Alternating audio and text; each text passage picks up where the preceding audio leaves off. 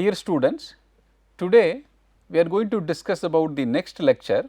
The topic of this lecture is managing for stakeholder. For any successful and every successful projects, the role of stakeholder is very important. If there is a stakeholder support, then the project will be 100% successful. So, in this class, we are going to discuss about importance of stakeholders and how to manage the stakeholders. In the previous class, I am discussing about attributes of effective project manager. So, today the topic is managing for stakeholders. So, the agenda for this lecture is I am going to define who is stakeholders, some example of stakeholders and identifying the stakeholder. If there is any project, how to identify the stakeholders. The next one is after identifying, then analyzing the stakeholders. There are two tools we are going to discuss here for analyzing the stakeholders. One is power interest grid, second one is commitment assessment matrix, and finally how to engage the stakeholder, that is managing stakeholder engagement. So, these are the agenda for today's lecture. First we will define who is stakeholder, how to define stakeholder. Stakeholders are defined by Esky wrote as any individual, group or entity who can affect or is affected by the project process or the project outcome. It is the definition for the stakeholders. But the Project Management Institute define stakeholders like this: individuals and organizations who are actively involved in the project or whose interest may be positively or negatively affected as a result of project execution or successful project completion.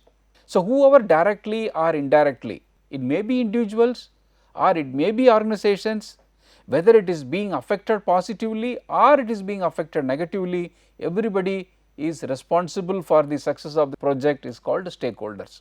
For a private firm or private organization, who may be the stakeholders? For example, top management is very important stakeholder.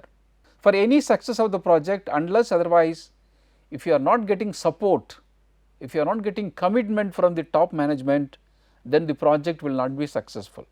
The next one is the functional management. Here we talk about the parent organization, parent like production, marketing, finance, that we call it as functional management.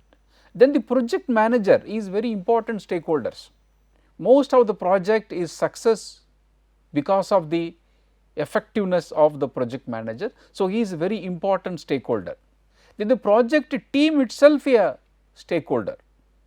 Then individual workers, contractors, client, customers, public at large, governmental groups, regulators, all are example of stakeholders for a private organization. In case for a public organization, some of the examples of stakeholders are municipalities, state bodies, central government, external stakeholders such as local citizens and any executing contractors. So, these peoples are stakeholders for a public organization. Four important reasons to be aware of the role of stakeholders. The first reason is the project may need contributions from the stakeholders such as expertise, ideas, funds, approvals, compliance and proper usage of the project's deliverables. So, we need support to get expertise, to get idea, to get fund, to get approval, to get compliance from the stakeholders. That is why the role of stakeholder is very important. The second reason why we should aware about the stakeholder is stakeholder resistance may negatively affect the project during its front end formulation, its execution or closure when benefits realization is attempted. If there is a resistance, if the stakeholder is not in confidence with the projects, if they oppose the project, it is very difficult to, even at the formulation, execution, every stage, unless otherwise if there is a resistance from the stakeholders, we cannot complete the project at all. So, we need to know the importance of the stakeholders. The third reason is the project may affect the stakeholders in ways not anticipated, either positive or negative. What will happen, sometimes some projects may directly or indirectly affect the stakeholders. So, we need to have the support from the stakeholders. The fourth reason is stakeholders may have their criteria for evaluating the success of the project. Only the stakeholders, users, they will decide whether the project is success or not. So, it is very important to know the role of the stakeholders. For that purpose, we have to identify the stakeholders, then we have to analyze the stakeholders, then you have to continuously engage the stakeholders. Now, we will discuss about management of stakeholders. The idea of including the consideration of all stakeholders in the formulation, execution and delivery or closure of the project was first noted by Freeman. Previously, I thought whatever you do, you execute it, the users will use as it is, the stakeholders will accept as it is. But only Freeman realized that the stakeholders is one of the important element for project execution. This concept was later referred by the term management of stakeholders. Management of stakeholders phrasing was considered a bit arrogant and misleading in that the intended objective was not to manipulate the stakeholders as we might manage the project cost or task, but rather to work with them to achieve the benefits desired of the project. Here if you notice the title of this lecture also, managing for stakeholders, it is not managing the stakeholders. Here the concept is not to manipulate the stakeholders, but how to work with the stakeholders. So, the new term management for stakeholders was coined to correct the problem. It is not managing the stakeholder, it is management for stakeholders. In trying to manage stakeholders, there are frequently a great many stakeholders that could be identified. Do they all have the equal voice in the project? It is not necessary that every project stakeholders will have equal voice, clearly not. And although the funder's voice may be the most important, some stakeholders may be so powerful or have so much influence that they will have to take high priorities also. However, it is essential to keep in mind that which stakeholders are the key can also vary from duration and phase of the project. For example, in the project formulation stage, some stakeholders are important. For example, funder's role is very much important. Project executions, that time the team members' role is important. After the project is over, the users is very important stakeholders. So, their role is more important. So, the importance of the stakeholders will vary during the project life cycle. We are usually referring to the key stakeholders when we make suggestions for identifying and working with them. Next, we will discuss about identifying the stakeholders. Before the goals of the stakeholders can be aligned with the purpose of the project, they must be identified. Most commonly, the expert judgment of the project manager, the project owner and the project team are employed to identify the stakeholders. So, identification is very important first step. Many times it is done by expert judgment of the project manager. He knows who are the people will be affected by the project. So, project manager, the project owner, these people will, project team members will play a very important role to identify the stakeholders. The first item on this group to do list should be familiarize themselves with all documentation of the project that is available, such as business case, communication management plan, scope document, benefits management plan and so on. Additional documents for clues would be stakeholders register from previous projects that were similar to this one and any lessons learned from those projects. So, after identifying the stakeholders, so we will maintain a stakeholder register. So, talking with the project managers or whoever wrote those as well as the current documents could provide the group with additional insights about who else should be included as a stakeholders and how critical each of the stakeholders might be or where to the project. Be sure to include ancillary internal stakeholders such as legal, human resource, audit, accounting, IT people. These also should be added as a stakeholder, that we can call it as ancillary stakeholders. So, external stakeholders like regulatory agencies, local politicians and citizens, investors, contractors. So, these external stakeholders also need to be identified.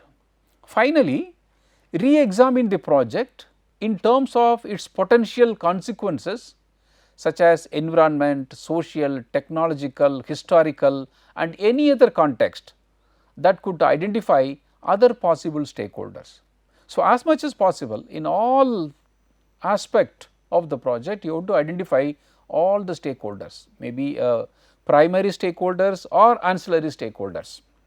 After identifying the stakeholders, a stakeholder register should be created to maintain key information about the stakeholders. In that stakeholder register, what are the information we can provide? We can have a contact information about the stakeholder, probable requirement and expectation of that stakeholder, what stage in the project they will likely to have the most interest, that these things will be noted in the stakeholder register. For the illustration purpose, I brought this stakeholder register. You see, we written the stakeholder name is written, then the title is written, then role, power high or low, interest, what is the expectation of this requirement of this stakeholders, and finally what is his concern. So, this is the typical an illustration of a stakeholder register. So, for every project we should maintain a stakeholder register.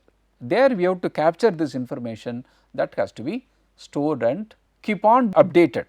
Apart from the stakeholder register, a stakeholder issue log should be initiated to catalog issues that arise and how they were resolved. So, we can have a stakeholder issue log. In that we can record all issues raised by the stakeholders and how that issue was addressed by the project manager. Next, we will engage the stakeholders to update the register with detailed personal information and the project related feedback for better communication and engagement. Hopefully, the project manager should be able to show the benefits that each stakeholder will be able to realize from the project. This is the best way to convince the expectation of the stakeholders. Generally, it is done by the project manager. So, he has to inform, he has to intimate to the stakeholders that what will be the usefulness of this projects. As additional information is learned about a stakeholder throughout the project, the stakeholder register and issue log should be updated. Just now we discussed about two documents to maintain the stakeholder. One is the stakeholder register and second one is stakeholder issue log. So, this need to be keep on updated. The Project Management Institute has found that the primary method project groups use to obtain stakeholders feedback is regular and structured face to face meeting, and getting the feedback of the stakeholders and updating it is done by that is suggested by the Project Management Institute.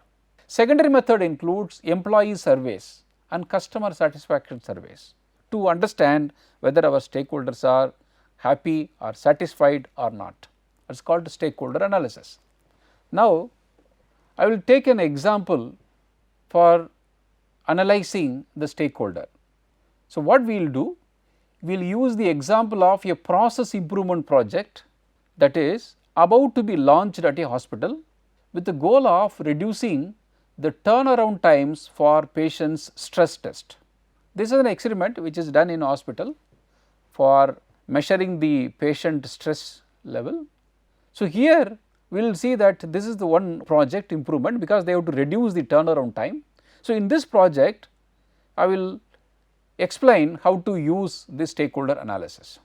So, the turnaround time for a stress test is measured as the elapsed time from when a cardiologist ordered the stress test until the radiologist sign off the result. So, this time duration is called turnaround time. So, here the objective is we have to redesign the process of stress test, so that the turnaround time is reduced. This is a small project.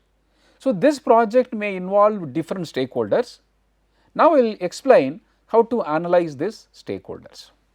So, delays in receiving the result from the stress test impact the timeliness of the treating the patients, which in turn impact the patient's length of the stay at the hospital. If there is a delay in getting the report of the stress test, we cannot start the treatment immediately. So, that will be delayed, and the duration of the stay in the hospital also will be increased. So, our purpose is that has to be reduced. So, for the purpose of this example, we further assume that during an early project team meeting, the project manager and the process improvement team identified the following stakeholder groups. Who are the stakeholders? One is the radiologist, second one is the cardiologist, the third one is hospital administration, and the stress test technicians, finally the patients or families. So, there are 5 stakeholders. Now, let us see how to analyze these stakeholders. We are going to analyze the stakeholders by using a tool called power interest grid. So, the power interest grid is a matrix used for categorizing the stakeholder during a change project to allow them to be effectively managed. Here the power interest grid is, we are going to categorize the stakeholders. So, stakeholders are plotted on the grid in relation to the power and interest they have regarding the project. Here the power means how much power they can have on the project, and some people may have power, but they may not have interest to do the change in that project.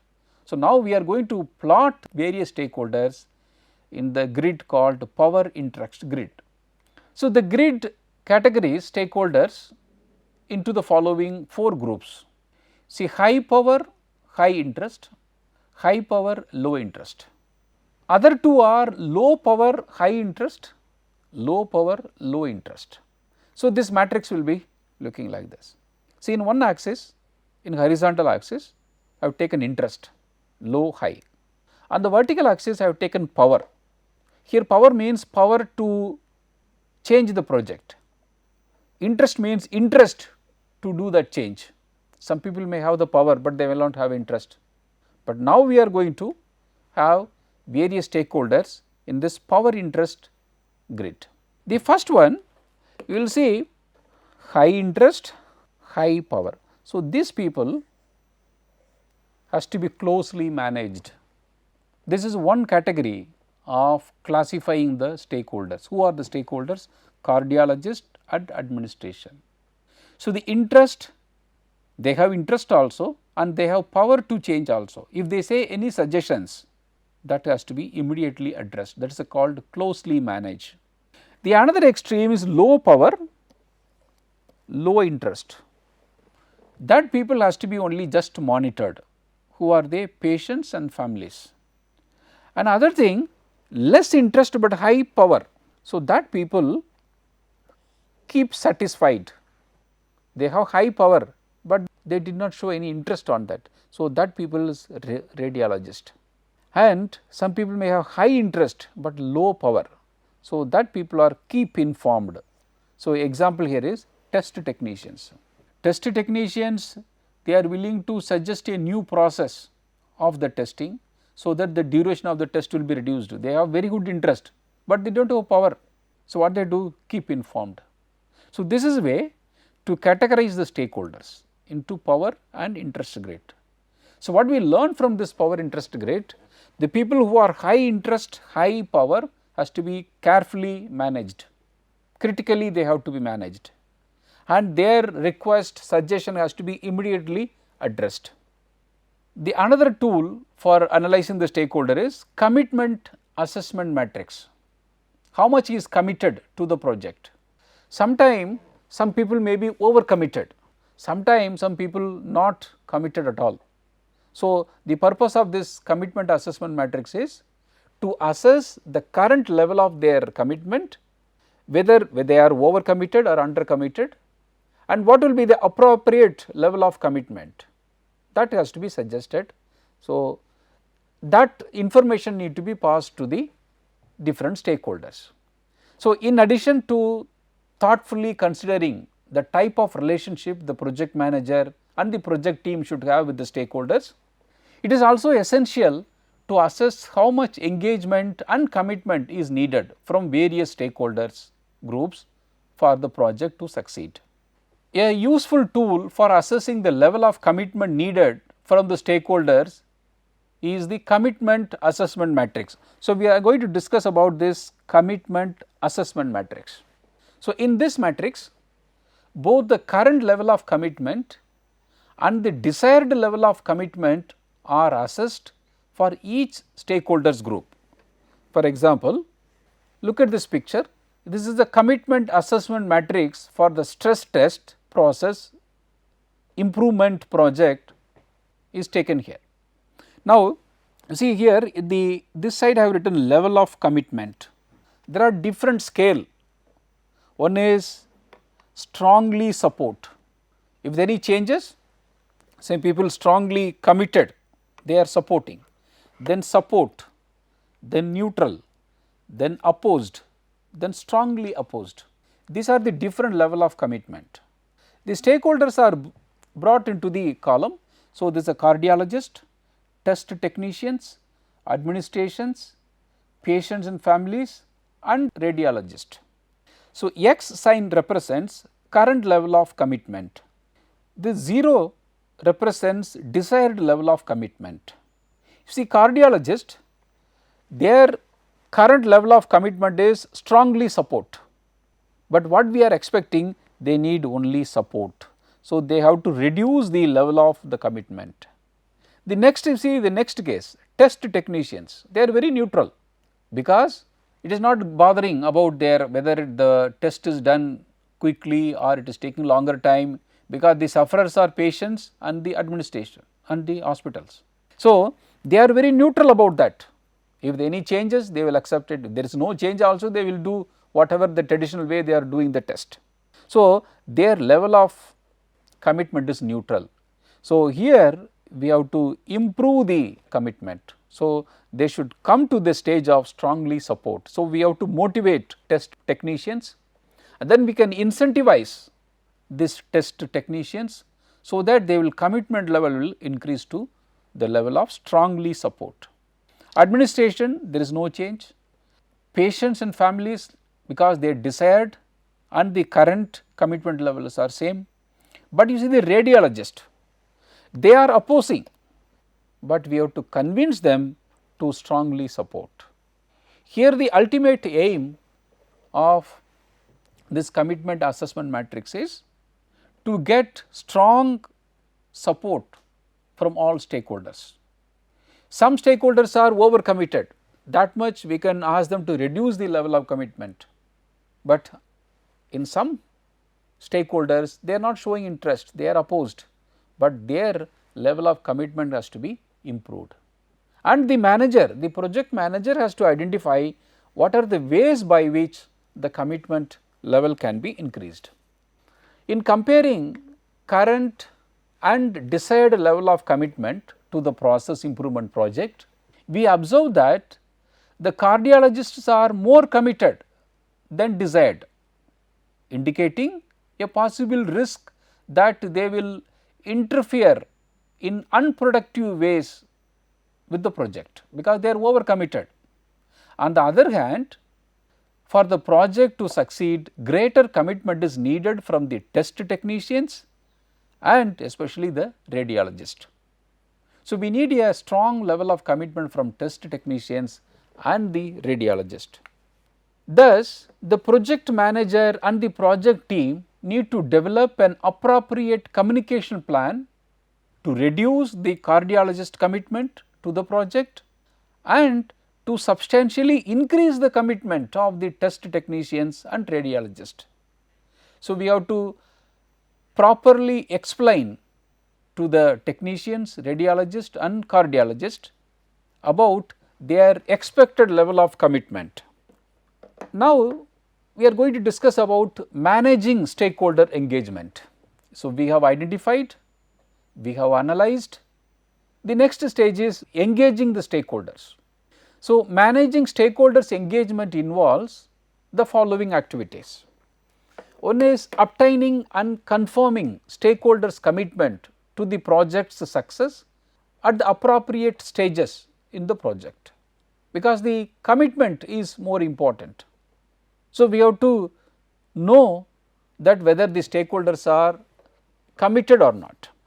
Second one, communicating regularly with the stakeholders to make sure their expectations remain realistic as the project progresses. In the previous class, we discussed one of the important skill required for a project manager is communication skill.